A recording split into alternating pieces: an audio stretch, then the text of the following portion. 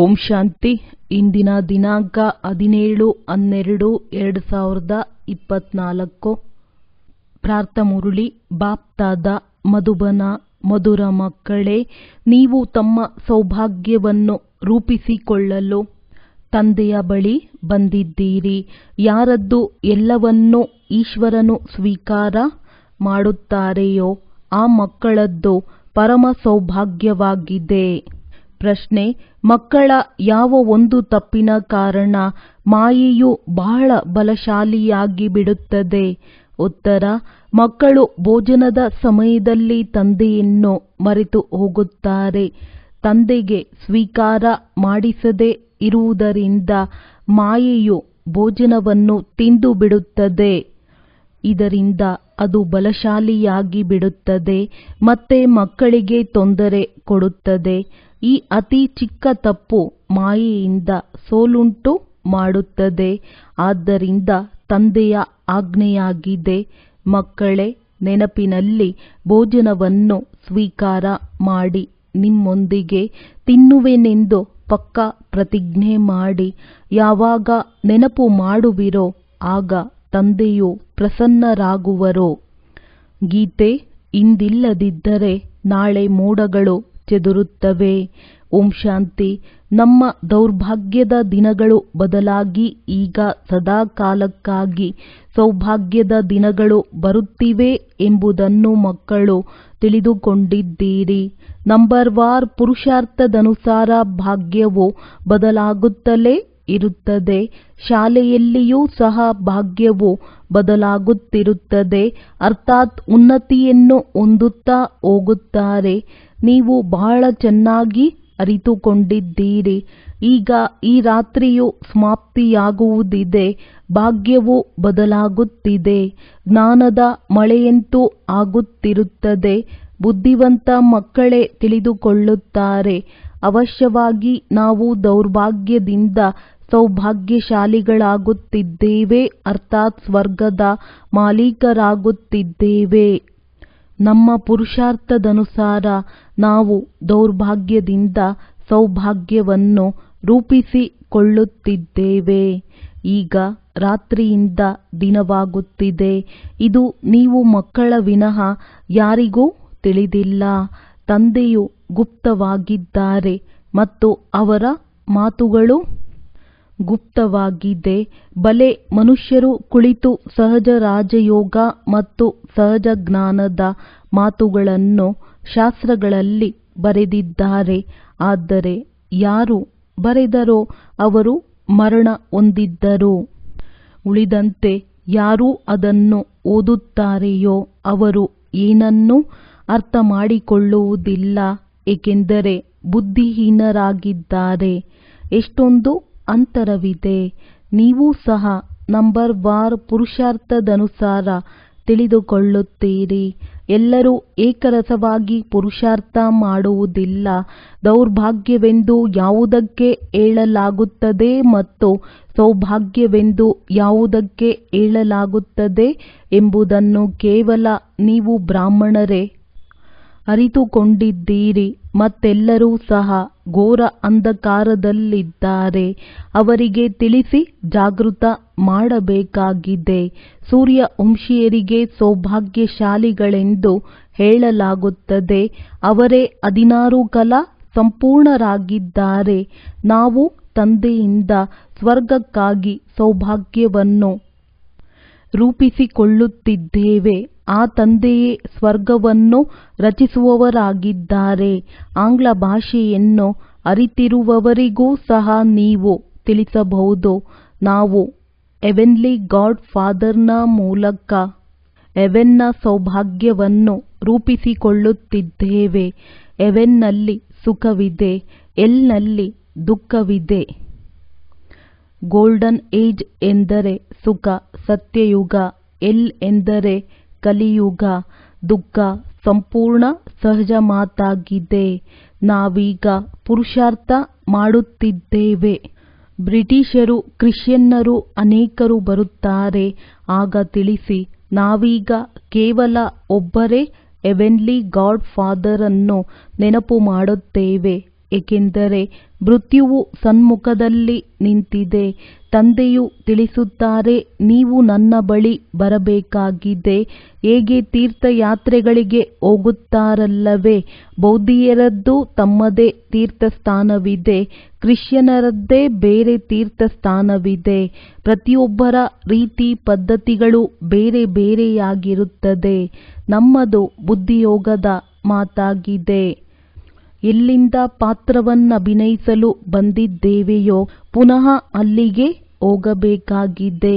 ಅವರು ಸ್ವರ್ಗವನ್ನು ಸ್ಥಾಪನೆ ಮಾಡುವ ಗಾಡ್ ಫಾದರ್ ಆಗಿದ್ದಾರೆ. ಅವರೇ ನಮಗೆ ತಿಳಿಸಿದ್ದಾರೆ. ನಾವು ತಮಗೂ ಸಹ ಆ ಸತ್ಯ ಮಾರ್ಗವನ್ನು ತಿಳಿಸುತ್ತೇವೆ. ಈಗ ಆ ಗಾಡ್ ಫಾದರ್ ಅನ್ನು ನೆನಪು ಮಾಡಿ, ಆಗ ಅಂತಿಮಗತಿ ಸೋಗತಿಯಾಗುವುದು. ಯಾವಾಗ ಯಾರಾದರೂ ರೋಗಿಯಾದರೆ ಎಲ್ಲರೂ ಹೋಗಿ ಅವರಿಗೆ ಎಚ್ಚರಿಕೆ ನೀಡುತ್ತಾರೆ, ರಾಮ ರಾಮ ಎಂದು ಹೇಳಿ. ಬಂಗಾಳದಲ್ಲಿ ಯಾರಾದರೂ ಸಾವನ್ನಪ್ಪುವ ಸ್ಥಿತಿಯಲ್ಲಿದ್ದಾಗ ಗಂಗಾ ನದಿಯ ತೀರಕ್ಕೆ ತೆಗೆದುಕೊಂಡು ಹೋಗುತ್ತಾರೆ. ಅಲ್ಲಿ ಹರಿಬೋಲ್ ಹರಿಬೋಲ್ ಎಂದು ಹೇಳಿದರೆ ಹರಿಯ ಬಳಿ ಹೊರಟು ಹೋಗುತ್ತೀರಿ ಎಂದು ಹೇಳುತ್ತಾರೆ. ಆದರೆ ಯಾರೂ ಹೋಗುವುದಿಲ್ಲ. ಸತ್ಯ ಯುಗದಲ್ಲಂತೂ ರಾಮ ರಾಮ ಎಂದು ಹೇಳಿ ಅಥವಾ ಹರಿನಾಮವನ್ನು ಹೇಳಿ ಎಂದು ಯಾರೂ ಹೇಳುವುದಿಲ್ಲ. ದ್ವಾಪರದಿಂದ ಈ ಭಕ್ತಿ ಮಾರ್ಗವು ಆರಂಭವಾಗುತ್ತದೆ. ಸತ್ಯಯುಗದಲ್ಲಿ ಭಗವಂತನನ್ನು ಅಥವಾ ಗುರುಗಳನ್ನು ನೆನಪು ಮಾಡುತ್ತಾರೆಂದಲ್ಲ. ಅಲ್ಲಂತೂ ಕೇವಲ ನಾನಾತ್ಮ ಒಂದು ಶರೀರವನ್ನು ಬಿಟ್ಟು ಇನ್ನೊಂದನ್ನು ತೆಗೆದುಕೊಳ್ಳುತ್ತೇನೆಂದು ತಮ್ಮ ಆತ್ಮವನ್ನು ನೆನಪು ಮಾಡಲಾಗುತ್ತದೆ. ತಮ್ಮ ರಾಜ್ಯಭಾಗ್ಯವು ನೆನಪಿಗೆ ಬರುತ್ತದೆ. ನಾವು ಹೋಗಿ ರಾಜಧಾನಿಯಲ್ಲಿ ಜನ್ಮ ತೆಗೆದುಕೊಳ್ಳುತ್ತೇವೆ ಎಂದು ತಿಳಿಯುತ್ತಾರೆ. ಇದು ಈಗ ಪಕ್ಕಾ ನಿಶ್ಚಯವಿದೆ. ರಾಜ್ಯಭಾಗ್ಯವಂತೂ ಸಿಗಲೇಬೇಕಾಗಿದೆ ಎಲ್ಲವೇ. ಆದರೆ ಯಾರನ್ನು ನೆನಪು ಮಾಡುತ್ತೀರಿ ಅಥವಾ ದಾನ ಪುಣ್ಯ ಮಾಡುತ್ತೀರಿ? ಅಲ್ಲಿ ದಾನ ಪುಣ್ಯ ಮಾಡಲು ಬಡವರ್ಯಾರೂ ಇರುವುದೇ ಇಲ್ಲ. ಭಕ್ತಿ ಮಾರ್ಗದ ರೀತಿ ಪದ್ಧತಿಗಳೇ ಬೇರೆಯಾಗಿದೆ. ಈಗ ತಂದೆಗೆ ಎಲ್ಲವನ್ನೂ ಬಿಟ್ಟು 21 ಜನ್ಮಗಳ ಆಸ್ತಿಯನ್ನು ತೆಗೆದುಕೊಂಡರೆಂದರೆ ಮತ್ತೆ ದಾನ ಪುಣ್ಯ ಮಾಡುವ ಅವಶ್ಯಕತೆ ಇರುವುದಿಲ್ಲ. ಈಶ್ವರ ತಂದೆಗೆ ನಾವು ಸರ್ವಸ್ವವನ್ನು ಕೊಡುತ್ತೇವೆ. ಈಶ್ವರನೇ ಸ್ವೀಕಾರ ಮಾಡುತ್ತಾರೆ. ಸ್ವೀಕಾರ ಮಾಡದಿದ್ದರೆ ಮತ್ತೆ ಕೊಡುವುದಾದರೂ ಹೇಗೆ? ಸ್ವೀಕಾರ ಮಾಡದಿದ್ದರೆ ಅದು ಸಹ ದೌರ್ಭಾಗ್ಯವಾಗಿದೆ. ಅದರಿಂದ ಅವರ ಮಮತ್ವವು ಕಳೆಯಬೇಕೆಂದು ಸ್ವೀಕಾರ ಮಾಡಬೇಕಾಗುತ್ತದೆ. ಈ ರಹಸ್ಯವನ್ನು ನೀವು ಮಕ್ಕಳು ತಿಳಿದುಕೊಂಡಿದ್ದೀರಿ. ಯಾವಾಗ ಅವಶ್ಯಕತೆ ಇರುವುದಿಲ್ಲವೋ ಆಗ ಏನನ್ನು ಸ್ವೀಕರಿಸುತ್ತಾರೆ. ಇಲ್ಲಂತೂ ಏನು ಶೇಖರಿಸಿಡಬೇಕಾಗಿಲ್ಲ. ಇಲ್ಲಂತೂ ಮಮತ್ವವನ್ನು ಕಳೆಯಬೇಕಾಗಿದೆ. ತಂದೆಯು ತಿಳಿಸಿದ್ದಾರೆ, ಹೊರಗೆ ಎಲ್ಲಿಯಾದರೂ ಹೋಗುತ್ತೀರೆಂದರೆ ತಮ್ಮನ್ನು ಬಹಳ ಹಗುರರೆಂದು ತಿಳಿಯಿರಿ. ನಾವು ತಂದೆಯ ಮಕ್ಕಳಾಗಿದ್ದೇವೆ. ನಾವಾತ್ಮಗಳು ರಾಕೆಟ್ಗಿಂತಲೂ ತೀಕ್ಷ್ಣವಾಗಿದ್ದೇವೆ. ಹೀಗೆ ದೇಹಿ ಅಭಿಮಾನಿಯಾಗಿ ನಡೆದುಕೊಂಡು ಹೋಗಿದ್ದೇ ಆದರೆ ಎಂದೂ ಸುಸ್ತಾಗುವುದಿಲ್ಲ. ದೇಹಭಾನವೂ ಬರುವುದಿಲ್ಲ. ಹೇಗೆ ಈ ಕಾಲುಗಳಿಂದ ನಡೆಯುತ್ತಿಲ್ಲ, ನಾವು ಹಾರುತ್ತಿದ್ದೇವೆ ಎಂಬ ಅನುಭವವಾಗುತ್ತದೆ. ದೇಹಿ ಅಭಿಮಾನಿಯಾಗಿ ನೀವು ಎಲ್ಲಿಯಾದರೂ ಹೋಗಿ. ಮೊದಲಿಗೆ ಮನುಷ್ಯರು ತೀರ್ಥಯಾತ್ರೆಗೆ ಹೋಗುತ್ತಾರೆಂದರೆ ಪಾದಯಾತ್ರೆಯಲ್ಲಿಯೇ ಹೋಗುತ್ತಿದ್ದರು. ಆ ಸಮಯದಲ್ಲಿ ಮನುಷ್ಯರ ಬುದ್ಧಿಯು ತಮೋಪ್ರಧಾನವಾಗಿರಲಿಲ್ಲ. ಬಹಳ ಶ್ರದ್ಧೆಯಿಂದ ಹೋಗುತ್ತಿದ್ದರು. ಸುಸ್ತಾಗುತ್ತಿರಲಿಲ್ಲ. ತಂದೆಯನ್ನು ನೆನಪು ಮಾಡುವುದರಿಂದ ಸಹಯೋಗವಂತೂ ಸಿಗುತ್ತದೆ ಎಲ್ಲವೇ. ಬಲೆ ಅದು ಕಲ್ಲಿನ ಮೂರ್ತಿಯಾಗಿರಬಹುದು. ಆದರೆ ತಂದೆಯು ಆ ಸಮಯದಲ್ಲಿ ಅಲ್ಪ ಕಾಲಕ್ಕಾಗಿ ಮನೋಕಾಮನೆಗಳನ್ನು ಪೂರ್ಣ ಮಾಡುತ್ತಾರೆ. ಆ ಸಮಯದಲ್ಲಿ ರಜೋಪ್ರಧಾನ ನೆನಪಾಗಿತ್ತು. ಆದ್ದರಿಂದ ಅದರಿಂದಲೂ ಬಲ ಸಿಗುತ್ತಿತ್ತು. ಸುಸ್ತಾಗುತ್ತಿರಲಿಲ್ಲ. ಈಗಂತೂ ದೊಡ್ಡ ವ್ಯಕ್ತಿಗಳು ಬಹಳ ಬೇಗ ಸುಸ್ತಾಗಿ ಬಿಡುತ್ತಾರೆ. ಬಡವರು ಬಹಳ ತೀರ್ಥಯಾತ್ರೆಗಳಿಗೆ ಹೋಗುತ್ತಾರೆ. ಸಾಹುಕಾರರಂತೂ ಆಡಂಬರದಿಂದ ಕುದುರೆ ಇತ್ಯಾದಿಗಳ ಮೇಲೆ ಹೋಗುತ್ತಾರೆ. ಬಡವರಂತೂ ನಡೆದುಕೊಂಡೇ ಹೋಗುತ್ತಾರೆ. ಆದ್ದರಿಂದ ಭಾವನೆಯ ಫಲವು ಬಡವರಿಗೆಷ್ಟು ಸಿಗುತ್ತದೆಯೋ ಅಷ್ಟು ಸಾಹುಕಾರರಿಗೂ ಸಿಗುವುದಿಲ್ಲ. ಸಮಯದಲ್ಲಿಯೂ ನೀವು ತಿಳಿದುಕೊಂಡಿದ್ದೀರಿ, ತಂದೆಯು ಬಡವರ ಬಂಧುವಾಗಿದ್ದಾರೆ ಅಂದ ಮೇಲೆ ಮತ್ತೇಕೆ ತಬ್ಬಿಬ್ಬಾಗುತ್ತೀರಿ? ಏಕೆ ಮರೆತು ಹೋಗುತ್ತೀರಿ? ತಂದೆಯು ತಿಳಿಸುತ್ತಾರೆ, ನೀವು ಯಾವುದೇ ಕಷ್ಟಪಡಬೇಕಾಗಿಲ್ಲ. ಕೇವಲ ಒಬ್ಬ ಪ್ರಿಯತಮನನ್ನು ನೆನಪು ಮಾಡಿ. ನೀವೆಲ್ಲರೂ ಪ್ರಿಯತಮೆಯರಾಗಿದ್ದೀರಿ ಅಂದ ಮೇಲೆ ಪ್ರಿಯತಮನನ್ನು ನೆನಪು ಮಾಡಬೇಕಾಗುತ್ತದೆ.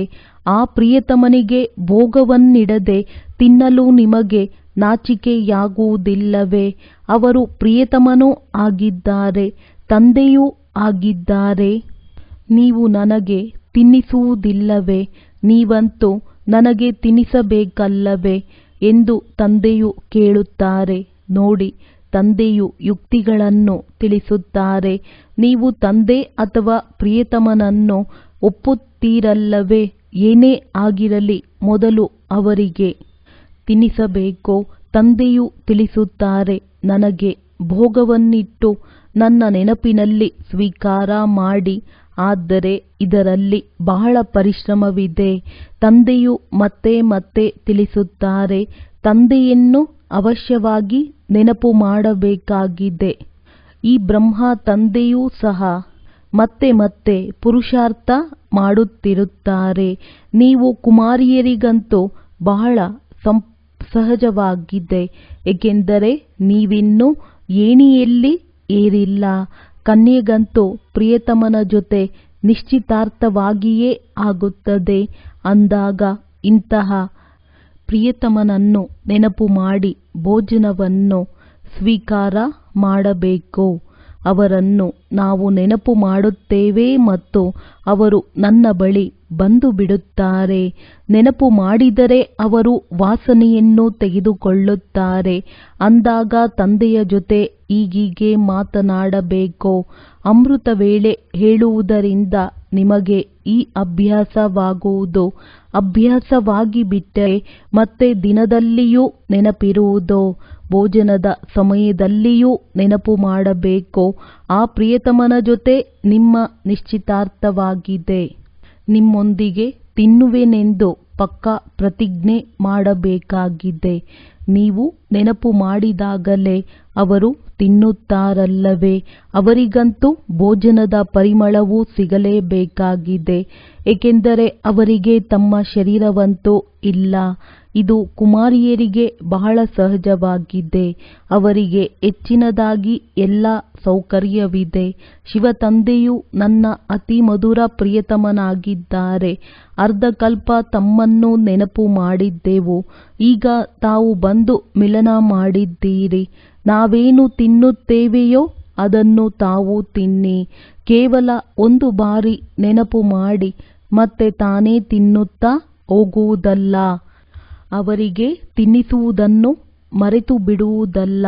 ಅವರನ್ನು ಮರೆಯುವುದರಿಂದ ಅವರು ಬರುವುದೂ ಇಲ್ಲ. ಬಹಳಷ್ಟು ಪದಾರ್ಥಗಳನ್ನು ಸೇವಿಸುತ್ತೀರಿ. ಸಿಹಿ ತಿಂಡಿಗಳು, ಹಣ್ಣು, ಕಿಚಡಿ ಎಲ್ಲವನ್ನು ತಿನ್ನುತ್ತೀರಿ. ಹೀಗೆ ತಿನ್ನುವಾಗ ಕೇವಲ ಪ್ರಾರಂಭದಲ್ಲಿ ನೆನಪು ಮಾಡಿ. ನಂತರ ಅನ್ಯ ಪದಾರ್ಥಗಳನ್ನು ಹೇಗೆ ತಿನ್ನುವಿರಿ? ಪ್ರಿಯತಮನು ತಿನ್ನದೆ ಹೋದರೆ ನಡುವೆ ಮಾಯೆಯು ತಿಂದು ಬಿಡುತ್ತದೆ. ಅವರನ್ನು ತಿನ್ನಲು ಬಿಡುವುದಿಲ್ಲ. ನಾವು ನೋಡುತ್ತೇವೆ, ಮಾಯೆಯು ತಿನ್ನುತ್ತದೆ ಎಂದರೆ ಅದು ಬಲಶಾಲಿಯಾಗಿ ಬಿಡುತ್ತದೆ ಮತ್ತು ನಿಮ್ಮನ್ನು ಸೋಲಿಸುತ್ತಾ ಇರುತ್ತದೆ. ತಂದೆಯು ಎಲ್ಲ ಯುಕ್ತಿಗಳನ್ನು ತಿಳಿಸುತ್ತಾರೆ. ತಂದೆಯನ್ನು ನೆನಪು ಮಾಡಿದರೆ ತಂದೆ ಅಥವಾ ಪ್ರಿಯತಮನು ಬಹಳ ಖುಷಿಯಾಗುವರು. ಬಾಬಾ, ನಿಮ್ಮೊಂದಿಗೆ ಕುಳಿತುಕೊಳ್ಳುವೆ, ನಿಮ್ಮೊಂದಿಗೆ ತಿನ್ನುವೆ ಎಂದು ಹೇಳುತ್ತೀರಿ. ನಾವು ಬ್ರಹ್ಮ ತಮ್ಮನ್ನು ನೆನಪು ಮಾಡಿ ತಿನ್ನುತ್ತೇವೆ.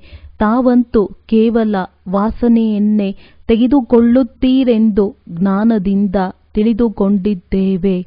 ಇದಂತೂ ಬಾಡಿಗೆಯ ಶರೀರವಾಗಿದೆ. ನೆನಪು ಮಾಡುವುದರಿಂದ ಅವರು ಬಂದು ಬಿಡುತ್ತಾರೆ. ಎಲ್ಲವೂ ನಿಮ್ಮ ನೆನಪಿನ ಮೇಲೆ ಆಧಾರಿತವಾಗಿದೆ. ಇದಕ್ಕೆ ಯೋಗವೆಂದು ಹೇಳಲಾಗುತ್ತದೆ. ಯೋಗದಲ್ಲಿ ಪರಿಶ್ರಮವಿದೆ. ಸಾಧು ಸನ್ಯಾಸಿಗಳು ಈ ರೀತಿ ಎಂದು ಹೇಳುವುದಿಲ್ಲ. ನೀವು ಒಂದು ವೇಳೆ ಪುರುಷಾರ್ಥ ಮಾಡಬೇಕೆಂದರೆ ತಂದೆಯ ಶ್ರೀಮತವನ್ನು ಬರೆದಿಟ್ಟುಕೊಳ್ಳಿ. ಸಂಪೂರ್ಣ ಪುರುಷಾರ್ಥ ಮಾಡಿ ಬ್ರಹ್ಮ ತಂದೆಯು ತನ್ನ ಅನುಭವವನ್ನು ತಿಳಿಸುತ್ತಾರೆ. ಬಾಬಾ, ನಾನು ಹೇಗೆ ಕರ್ಮ ಮಾಡುವೆನೋ ಹಾಗೆಯೇ ನೀವು ಮಾಡಿ. ಅದೇ ಕರ್ಮವನ್ನು ನಾನು ನಿಮಗೆ ಕಲಿಸುತ್ತೇನೆಂದು ಹೇಳುತ್ತೇನೆ. ತಂದೆಯಂತೂ ಕರ್ಮ ಮಾಡುವುದಿಲ್ಲ. ಸತ್ಯಯುಗದಲ್ಲಿ ಕರ್ಮಗಳು ಕುಟುಕುವುದಿಲ್ಲ. ತಂದೆಯು ಬಹಳ ಸಹಜ ಮಾತುಗಳನ್ನು ತಿಳಿಸುತ್ತಾರೆ. ನಿಮ್ಮೊಂದಿಗೆ ಕುಳಿತುಕೊಳ್ಳುವೆನು, ನಿಮ್ಮೊಂದಿಗೆ ತಿನ್ನುವೆನು, ನಿಮ್ಮಿಂದಲೇ ಕೇಳುವೆನು. ಇದು ನಿಮ್ಮದೇ ಗಾಯನವಾಗಿದೆ. ಪ್ರಿಯತಮನ ರೂಪದಲ್ಲಿ ಅಥವಾ ತಂದೆಯ ರೂಪದಲ್ಲಿ ನೆನಪು ಮಾಡಿ ವಿಚಾರ ಸಾಗರ ಮಂಥನ ಮಾಡಿ ಜ್ಞಾನದ ವಿಚಾರಗಳನ್ನು ತೆಗೆಯುತ್ತಾರೆಂದು ಗಾಯನವಿದೆಯಲ್ಲವೇ. ಈ ಅಭ್ಯಾಸದಿಂದ ವಿಕರ್ಮ ವಿನಾಶವೂ ಆಗುತ್ತದೆ, ಆರೋಗ್ಯವಂತರೂ ಆಗುತ್ತೀರಿ. ಯಾರು ಪುರುಷಾರ್ಥ ಮಾಡುವರೋ ಅವರಿಗೆ ಲಾಭವಾಗುವುದು, ಮಾಡದೇ ಇರುವವರಿಗೆ ನಷ್ಟವಾಗುವುದು. ಇಡೀ ಪ್ರಪಂಚವಂತೂ ಸ್ವರ್ಗದ ಮಾಲೀಕನಾಗುವುದಿಲ್ಲ. ಇದು ಸಹ ಲೆಕ್ಕಾಚಾರವಿದೆ. ತಂದೆಯು ಬಹಳ ಚೆನ್ನಾಗಿ ತಿಳಿಸುತ್ತಾರೆ. ಗೀತೆಯನ್ನಂತೂ ಕೇಳಿದ್ದೀರಿ. ಅವಶ್ಯವಾಗಿ ನಾವೀಗ ಯಾತ್ರೆಯಲ್ಲಿದ್ದೇವೆ. ಯಾತ್ರೆಯಲ್ಲಿ ಭೋಜನ ಇತ್ಯಾದಿಯನ್ನು ತಿನ್ನಲೇಬೇಕಾಗುತ್ತದೆ. ಪ್ರಿಯತಮೆಯು ಪ್ರಿಯತಮನ ಜೊತೆ, ಮಕ್ಕಳು ತಂದೆಯ ಜೊತೆ ತಿನ್ನುತ್ತಾರೆ. ಇಲ್ಲಿಯೂ ಹಾಗೆಯೇ. ಪ್ರಿಯತಮನ ಜೊತೆ ನಿಮಗೆ ಎಷ್ಟು ಪ್ರೀತಿ ಇರುವುದೋ ಅಷ್ಟು ಖುಷಿಯ ನಶೆ ಏರುವುದು. ನಿಶ್ಚಯ ಬುದ್ಧಿ ವಿಜಯಿಗಳಾಗುತ್ತಾ ಹೋಗುತ್ತೀರಿ. ಯೋಗವೆಂದರೆ ಓಟವಾಗಿದೆ. ಇದು ಬುದ್ಧಿಯೋಗದ ಓಟವಾಗಿದೆ. ನಾವು ವಿದ್ಯಾರ್ಥಿಗಳಾಗಿದ್ದೇವೆ. ಶಿಕ್ಷಕರು ನಮಗೆ ಓದುವುದನ್ನು ಕಲಿಸುತ್ತಾರೆ. ತಂದೆಯು ಹೇಳುತ್ತಾರೆ, ಮಕ್ಕಳೇ, ದಿನದಲ್ಲಿ ಕೇವಲ ಕರ್ಮವನ್ನೇ ಮಾಡಬೇಕೆಂದು ತಿಳಿಯಬೇಡಿ. ಆಮೆಯ ತರಹ ಕರ್ಮ ಮಾಡಿ ಮುಗಿದ ತಕ್ಷಣ ಮತ್ತೆ ನೆನಪಿನಲ್ಲಿ ಕುಳಿತುಕೊಳ್ಳಿ. ಭ್ರಮರಿಯು ಇಡೀ ದಿನ ಜ್ಞಾನದ ಧ್ವನಿ ಮಾಡುತ್ತದೆ. ಮತ್ತೆ ಅದರಲ್ಲಿ ಕೆಲವು ಹಾರಿ ಹೋಗುತ್ತವೆ, ಕೆಲವು ಸತ್ತು ಹೋಗುತ್ತದೆ. ಅದು ಕೇವಲ ಒಂದು ಉದಾಹರಣೆಯಾಗಿದೆ. ಆದರೆ ಇಲ್ಲಿ ನೀವು ಜ್ಞಾನದ ಧ್ವನಿ ಮಾಡಿ ತಮ್ಮ ಸಮಾನ ಮಾಡಿಕೊಳ್ಳುತ್ತೀರಿ. ಅದರಲ್ಲಿ ಕೆಲವರಿಗಂತೂ ಬಹಳ ಪ್ರೀತಿ ಇರುತ್ತದೆ. ಕೆಲವು ವಸ್ತ್ರಗಳು ಹರಿದು ಹೋಗುತ್ತವೆ. ಕೆಲವರು ಅರ್ಧಂಬರ್ಧ ಉಳಿಯುತ್ತಾರೆ, ವಸ್ತ್ರಗಳ ರೀತಿ. ಇನ್ನು ಕೆಲವರು ಜ್ಞಾನವನ್ನು ಬಿಟ್ಟು ಹೊರಟು ಹೋಗಿ ಮತ್ತೆ ಕೀಟವಾಗುತ್ತಾರೆ. ಈ ಜ್ಞಾನದ ಧ್ವನಿ ಮಾಡುವುದು ಬಹಳ ಸಹಜವಾಗಿದೆ. ಮನುಷ್ಯರಿಂದ ದೇವತೆಗಳನ್ನಾಗಿ ಮಾಡಿದರು ಸದ್ಗುರು. ಈಗ ನಾವು ತಂದೆಯೊಂದಿಗೆ ಯೋಗವನ್ನಿಡುತ್ತಿದ್ದೇವೆ. ದೇವತೆಗಳಾಗುವ ಪುರುಷಾರ್ಥ ಮಾಡುತ್ತಿದ್ದೇವೆ. ಇದೇ ಜ್ಞಾನವು ಗೀತೆಯಲ್ಲಿತ್ತು. ಆ ತಂದೆಯು ಮನುಷ್ಯರಿಂದ ದೇವತೆಗಳನ್ನಾಗಿ ಮಾಡಿ ಹೋಗಿದ್ದರು. ಸತ್ಯಯುಗದಲ್ಲಿ ಎಲ್ಲರೂ ದೇವತೆಗಳೇ ಇದ್ದರು. ಅವಶ್ಯವಾಗಿ ಸಂಗಮ ಯುಗದಲ್ಲಿಯೇ ತಂದೆಯು ಬಂದು ಅವರನ್ನು ದೇವತೆಗಳನ್ನಾಗಿ ಮಾಡಿರುವರು. ಇಲ್ಲಂತೂ ದೇವತೆಗಳಾಗುವ ಯೋಗವನ್ನು ಸತ್ಯಯುಗದ ಆದಿಯಲ್ಲಿ ದೇವಿ ದೇವತಾ ಧರ್ಮವಿತ್ತು ಮತ್ತು ಕಲಿಯುಗದ ಅಂತ್ಯದಲ್ಲಿ ಆಸುರಿ ಧರ್ಮವಿದೆ. ಈ ಮಾತುಗಳು ಕೇವಲ ಗೀತೆಯಲ್ಲಿಯೇ ಬರೆಯಲ್ಪಟ್ಟಿದೆ. ಮನುಷ್ಯರನ್ನು ದೇವತೆಗಳನ್ನಾಗಿ ಮಾಡುವುದರಲ್ಲಿ ತಡವಾಗುವುದಿಲ್ಲ. ಏಕೆಂದರೆ ಗುರಿ ಧ್ಯೇಯವನ್ನು ತಿಳಿಸಿಬಿಡುತ್ತಾರೆ. ಅಲ್ಲಿ ಇಡೀ ಪ್ರಪಂಚದಲ್ಲಿ ಒಂದು ಧರ್ಮವಿರುವುದು. ಪ್ರಪಂಚವೆಲ್ಲವೂ ಇರುತ್ತದೆಯಲ್ಲವೇ. ಚೀನಾ, ಯುರೋಪ್ ಇರುವುದಿಲ್ಲ ಎಂದಲ್ಲ, ಇರುತ್ತದೆ. ಆದರೆ ಮನುಷ್ಯರಿರುವುದಿಲ್ಲ. ಕೇವಲ ದೇವತಾ ಧರ್ಮದವರಿರುತ್ತಾರೆ, ಅನ್ಯ ಧರ್ಮದವರು ಯಾರೂ ಇರುವುದಿಲ್ಲ.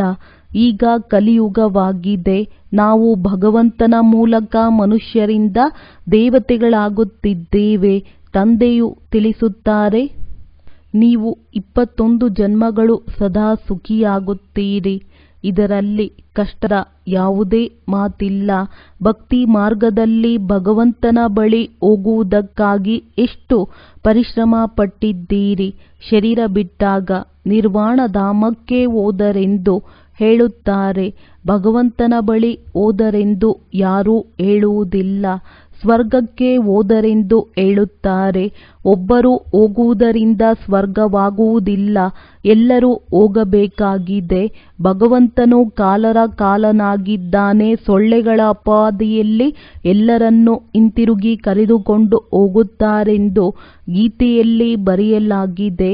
ಬುದ್ಧಿಯು ಹೇಳುತ್ತದೆ, ಅವಶ್ಯವಾಗಿ ಚಕ್ರವು ಪುನರಾವರ್ತನೆಯಾಗಬೇಕಾಗಿದೆ. ಅಂದಾಗ ಮೊಟ್ಟಮೊದಲು ಅವಶ್ಯವಾಗಿ ಸತ್ಯಯುಗಿ ದೇವಿ ದೇವತಾ ಧರ್ಮವು ಪುನರಾವರ್ತನೆಯಾಗುವುದು. ನಂತರ ಅನ್ಯ ಧರ್ಮಗಳು ಪುನರಾವರ್ತನೆಯಾಗುತ್ತದೆ.